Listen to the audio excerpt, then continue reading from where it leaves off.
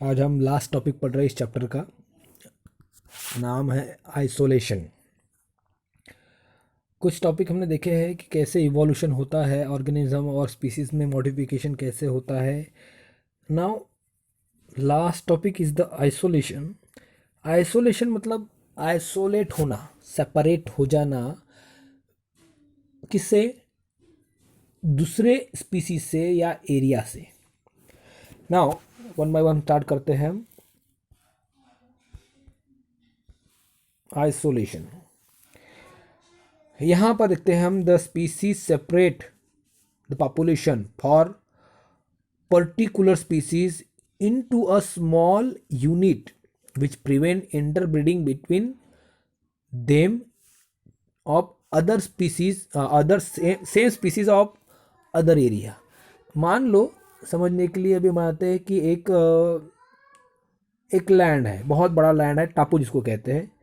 ये टापू है और यहाँ पर ए और A1 स्पीसीज, बी सी ऐसी स्पीसीज रहती है।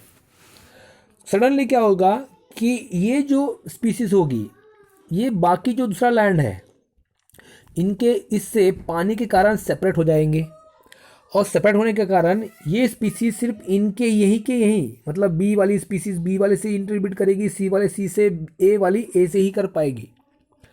और ये बाकी समझो कि यहाँ पर डी और ई स्पीसीज है और इनमें और ए भी है और सी भी है और बी भी है, तो ये वाली बी या ए की इंटरब्रीडिंग नहीं होगी। क्योंकि नहीं होगी क्योंकि इनके बीच में क्या है, एक बैरियर है। तो ऐसे सिस्टम को कहा जाता है आइसोलेशन, जिसके कारण स्पीसीज दूसरे स्पीसीज से अलग हो जाती है, तो उसको हम कहते हैं आइसोलेशन, जिसके कारण वो प्रजनन या इंटरब्रीडिंग नहीं कर पाती है।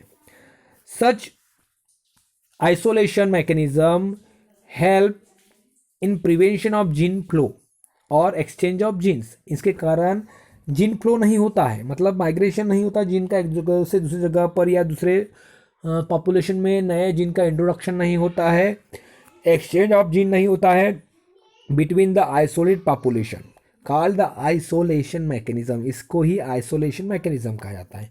तो इससे फर्क क्या पड़ेगा, है ना? इसका फर्क ये पड़ेगा कि whenever in nature these things occur, continuous interbreeding in restricted area will modified into the divergency of the species as well as speciation also occur। उस जगह पर स्पेशिएशन होना शुरू हो जाएगा, वो प्रजाति दूसरे प्रजातियों से, जगह पर पाई जाने वाली दूसरी प्रजाति से टोटल डिफरेंट हो जाएगी और ये अपने आप में यूनिक बन जाएगी। वो स्पीसीज वहीं पर मर्यादित रह जाएगी और इसके कारण उनमें डाइवर्जेंसी भी पैदा हो जाएगी, मतलब दूसरे प्रकार जगह पर पाई जाने वाली स्पीसीज के तुलना में। It isolations are mechanism basically found by two, geographical isolation and reproductive isolation भी मिलता है। मतलब जियोग्राफिकल एरिया, जैसे बताया मैंने, टापू होगा उसमें अलग जातीय प्रजाति हो जाएगी, तो ये आइसोलेशन भी है, और रिप्रोडक्शन के बेस पर भी आइसोलेशन मिलता है। चलो पहला पढ़ते हैं हम, geographical isolation. It is the physical isolation. ये स्पीसीज को अपने आप नहीं, उसके वातावरण या पर्यावरण के अनुसार मिलने वाली ये आइसोलेशन है। मतलब समंदर है, नदी है, या टापू बन गया या पहाड़ है, इनके कारण वो दूसरे एरिया से कट जाते हैं, अलग हो जाते हैं, तो इसको फिजिकल आइसोलेशन भी कहते हैं। It occur when population is divided into the two or more groups, just like the barrier like rivers, ocean, mountain, glacier etcetera etcetera. These barrier prevent interbreeding, जिसके कारण ये दूसरे अपने ही प्रजाति के दूसरे जीवों के साथ में प्रजनन नहीं कर पाते हैं और ये आइसोलेट हो जाते हैं, उसका ग्रुप आइसोलेट हो जाता है। These separate group are exposed to different kind of environmental factor. ये कटा या अलग हुआ हिस्सा या उसमें पाए जाने वाले सभी प्रकार के ऑर्गेनिज्म वहाँ के उस जगह के एनवायरनमेंट से इंटरेक्शन करते हैं और एक्वायर मतलब हासिल कर लेते हैं नए कैरेक्टर, मतलब बदलाव होंगे उनके मुताबिक। मतलब समझ लो कि कोई एनिमल्स रह रहा है पानी के, हमेशा पानी रहता है, ज़मीन पे रहने वाला एनिमल है, लेकिन नीचे में टापू में हमेशा पानी का हर वक्त चढ़ उतार होता रहता है। तो धीरे धीरे पेड़ क्या करते, पेड़ या एनिमल क्या करेंगे, उसको ढाल लेंगे। जिसे जानते हैं, समझने के लिए एग्जाम्पल मैं आपको, चलो ठीक है, आप देखते हैं समंदर और जहाँ पर नदियाँ होती है जुड़ती, जिसको त्रिभुज प्रदेश कहा जाता है, 10वीं तक आपने पढ़े। तो ऐसे वक्त क्या होगा कि वहाँ पर भरती ओटी होती, टाइड्स हाई और लो होती रहती है, जिसको हम पानी का चढ़ता है और पानी चढ़ता है और वो कुछ समय के बाद में उतर जाता है। तो ऐसे वक्त वहाँ के प्लांट्स क्या करें, ऐसे वक्त वहाँ के प्लांट्स अपने रूट्स को मॉडिफाइड कर देते हैं, और जिसके कारण वो कीचड़ में भी रह पाते हैं और पानी में भी रह पाते हैं। तो they acquire new trait, character, trait मतलब कैरेक्टर, नए कैरेक्टर वो अडॉप्ट कर लेते हैं due to mutation. Separate population develop distinct gene pool, अलग होने के कारण उसका अलग जीन पूल, जीन फ्रीक्वेंसी बन जाती है, क्योंकि उसमें नए जीन आते नहीं हैं और वो अपना खुद का एक जीन पूल बना देते हैं।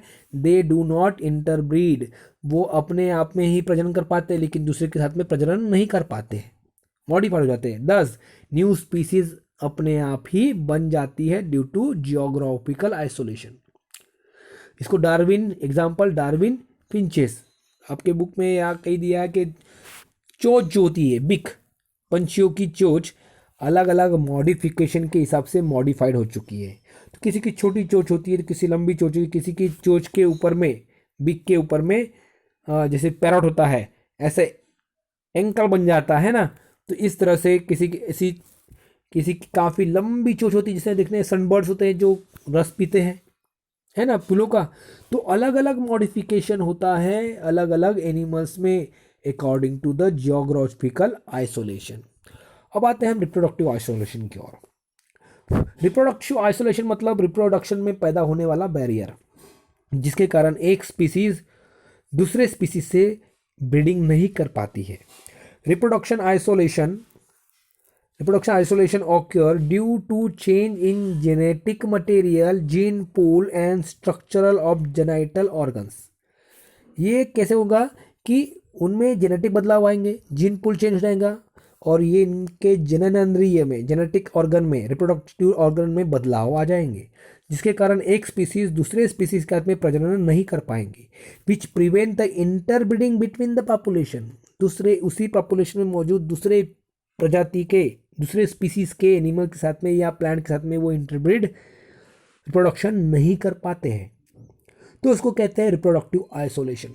अब रिप्रोडक्शन पॉपुलेशन आइसोलेशन भी दो टाइप के हैं, pre and post isolation, pre mating और प्री जाइगोटिक आइसोलेशन, एंड दूसरा है post mating and post zygotic isolation. पहला पढ़ते हैं हम pre mating isolation mechanism.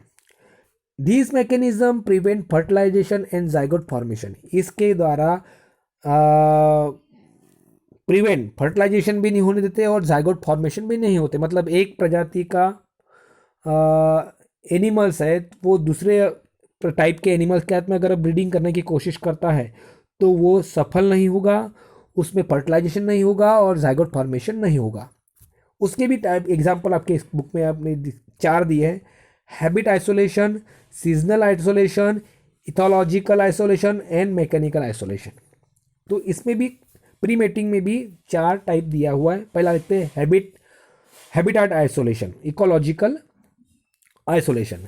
Member of the population live in the same geographic region but occupy separate habitat so that it prevent the mates do not mating is occur। ऐसे animal जो एक ही population में मिलते हैं लेकिन habitat अलग है, उनकी परिसंस्था अलग है, तब वो भी एक ही प्रजाति के होने के कारण प्रजनन नहीं कर पाते हैं। मतलब एक ही स्पीसीज के हैं लेकिन उनका हैबिटाट अलग है तो वो भी प्रजनन नहीं कर पाते हैं। Seasonal isolation, the member of population live in same geographical area, जब एक ही एरिया में सभी पॉपुलेशन साथ रहते हैं लेकिन उनके but sexual maturity at different year or different time of the year, एक ही साल में एक साथ में रहने के बाद में भी हर स्पीसीज का मेटिंग पीरियड समय साल में एक बार या साल के 2 समय ही आता है, तो इसके कारण भी वो प्रजनन नहीं कर पाते हैं। Means they reproduce only once in a year, साल में एक बार या साल में 2 बार ही वो प्रजनन कर पाते हैं, और वो सीजनल होता है, उसी समय में आता है और उसी समय पे उनके सेक्सुअल गोनाड्स या मैच्योरिटी उनमें अपने आप आ जाती, तब तक कि उनमें कोई भी सेक्सुअल एक्टिविटी नहीं दिखती है। Ethological isolation due to specific mating behaviour, member of population do not mate, उनके बिहेवियर के कारण ही कभी कभी बिहेवियर, ये तो मैं क्या हो गया, सीजनल हो गया, ये हैबिटेट हो गया। अब क्या कहता है, उनका बिहेवियर जैसा रहेगा वो वही व्यक्ति सेम बिहेवियर वाले ही प्रजनन कर पाएंगे। दूसरे बिहेवियर वाला या सीजनल वाला है तो उनके हाथ में रिप्रोडक्शन नहीं कर पाएगा। इवन ये भी देखा जाता है कि मैकेनिकल आइसोलेशन में भी different pattern of sexual sex organs, उनके सेक्स ऑर्गन डिफरेंट होने के कारण भी वो दूसरे स्पीसीज के हाथ में ब्रीडिंग नहीं कर पाते, प्रजनन नहीं कर पाते हैं, क्योंकि हर एक एनिमल्स का अपना सेक्सुअल पैटर्न या सेक्स ऑर्गन डिफरेंट होते हैं जो उनके सेक्स करने के लिए अलग अलग तरीके से मॉडिफाइड होते हैं। तो जैसे उनके सेम स्पीसीज का होगा तभी वो प्रजनन कर पाएंगे, सेक्स ऑर्गन सेम नहीं रहेंगे या उनका सेम पीरियड नहीं रहेगा या हम उसका हैबिटेट नहीं रहेंगी, उनके बिहेवियर नहीं रहेंगे, तो वो ये प्रीमेटिक बिहेवियर में रिप्रोडक्शन नहीं कर पाते हैं। तो ये रिप्रोडक्टिव आइसोलेशन है। ये प्री मतलब रिप्रोडक्शन के वक्त या उससे पहले वाली एक्टिविटी है। मान लो कोई जबरदस्ती एक एनिमल दूसरे टाइप स्पीसीज के हाथ में एनिमल से रिप्रोडक्शन करने की कोशिश करेगा तो क्या होगा, जबरदस्ती में, तो क्या होगा ऐसे वक्त, the post mating isolation is occur, behaviour is occur, gamete mortality, gamete have limited life span in the female और मेल सेक्स ऑर्गन के अंदर में हर ऑर्गन की, जैसे हम इंसान की बात करें, स्पर्म और ओवा की बात करें, तो इनकी डिफरेंट लाइफ स्पैन होती है, जिंदा रहने की क्षमता होती है कि 2 घंटे 3 घंटे 2 दिन 3 दिन या 5 दिन, सबकी अलग अलग रहती है। Due to one of the other or other reason, if union of 2 gametes does not occur in the given time, it result in gamete mortality. समय पर अगर फर्टिलाइजेशन नहीं हुआ, हम पढ़ चुके चैप्टर नंबर 2 में, फर्टिलाइजेशन नहीं हुआ तो भी वो रिप्रोडक्टिव आइसोलेशन में मदद करता है। अगर एक प्रकार की स्पेसीज की एनिमल्स की या प्लांट्स के पोलन या स्पर्म दूसरे टाइप के एनिमल या प्लांट पे जाते हैं तो उसको फर्टिलाइजेशन नहीं होने देते। अगर होने की कोशिश करता है, the egg are not fertilise, here egg is fertilise but zygote die very soon. अगर फर्टिलाइजेशन हो भी गया, यहाँ से निकल गया, पहले प्री में से भी मीटिंग हो गई, पोस्ट में भी इनका फर्टिलाइजेशन हो गया, लेकिन उससे फर्टिलाइज होने के बाद में उससे जाइगोट नहीं बढ़ेगा, बन भी गया तो zygote die due to one or the other reason, बहुत सारे फैक्टर के कारण वो जाइगोट अपने आप डिस्ट्रॉय हो जाता है। अगर यहाँ से भी आगे बढ़ गया, यहाँ से सेक्स हुआ, फर्टिलाइजेशन हुआ, जाइगोट बना, जाइगोट से डेवलपमेंट हो गया, उसके बाद में क्या होगा, अगर कोई एनिमल्स बन भी गया तो भी हाइब्रिड आर स्टराइल, वो बच्चा जो पैदा 2 अलग अलग प्रजातियों से बना हुआ है वो कभी भी प्रजनन करने के लायक नहीं रहेगा। द हाइब्रिड, उसको हाइब्रिड कहा जाएगा, आर स्टराइल, वो स्टराइल होगा, मतलब the animals can not be sexually reproduce which is the made from 2 different type of species, 2 अलग अलग प्रजातियों से बने हुए एनिमल्स कभी भी प्रजनन नहीं कर पाती है। एग्जाम्पल दिया होगा, hybrid develop from maturity but are sterile due to failure of gametogenesis, gamete न बनने के कारण वो कभी भी प्रजनन नहीं कर पाएंगे। एग्जाम्पल बहुत कॉमन है, म्यूल, जिसको हम खच्चर कहते हैं, जो गधे और घोड़े के मिलने प्रजनन से बनता है, जो गधा भी होता है कुछ हद तक और घोड़ा भी होता है कुछ हद तक, लेकिन ये जिसको हम खच्चर कहते हैं, दोनों की काबिलियत उसमें होती है, लेकिन वो कभी भी प्रजनन नहीं कर पाता क्योंकि वो हाइब्रिड होता है। वो नेचर के द्वारा ऐसी स्पीसीज को आगे नहीं बढ़ने दिया जाता है और ऐसे एनिमल्स हमेशा स्टराइल रहते हैं। इसीलिए कभी भी नेचर में दो अलग अलग स्पीसीज का हाइब्रिड कभी भी नहीं मिलता। अगर बन भी गया, यहाँ से आगे बढ़ गया, यहाँ से आगे बढ़ गया, तो भी वो अंत में स्टराइल रहता है, वो प्रजनन नहीं कर पाता है। तो आपको इस चैप्टर के अंदर में सिर्फ इतना ही टॉपिक पढ़ना है। 5.6 आपकी बुक में देखना पढ़ना, कौन सा वाला 5.6 पॉइंट, ये वाला जो टॉपिक है हमको यही पढ़ना है। बाकी के 5.1 से लेके 5.65 तक या 5.7 से लेकर 5.13 तक कोई भी टॉपिक नहीं पढ़ना है।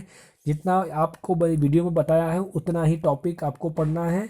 और यहाँ पर ये आपका चैप्टर नंबर 5 काफ़ी बड़ा है वैसे तो, लेकिन आपको शॉर्ट कर दिया गया इस सीज़न के लिए 2021 के लिए, इसलिए हमको इतना ही पढ़ना है। Okay, thank you.